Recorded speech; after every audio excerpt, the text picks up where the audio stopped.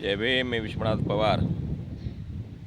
मी माझ्या रत्नागिरी जिल्ह्यातील चिपळूण तालुक्यातील उंच अशा पठारावर बसलेलं तिवडी या अतिशय सुंदर गावामध्ये आलेलो आहे. हे माझं सुंदरसं गाव आहे. माझ्या गावामध्ये जवळजवळ दुपारपर्यंत असा प्रचंड वारा दिवसभर चालू असतो.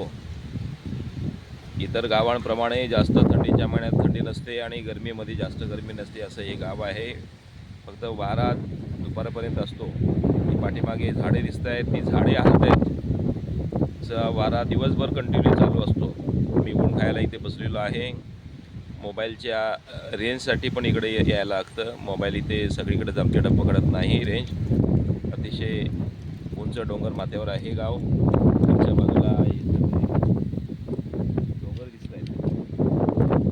पलीकडे या डोंगराच्या पलीकडे कोयना धरण आहे. सातारा हद्दी लागते वरती.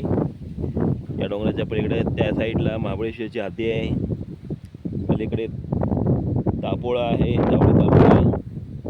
हा सगळा परिसर उंच डोंगर माथ्यावर आहे. सुंदरसं असं गाव आहे माझं. आमच्या गावातली बालवाडी आहे, त्याच्या पलीकडे गावदेवी मंदिर दिसतंय. आता थोडं थोडं ऊन यायला लागलेलं आहे. सुंदरसं असं गाव आहे माझं. आपण सगळ्यांनी पाहायला यावं.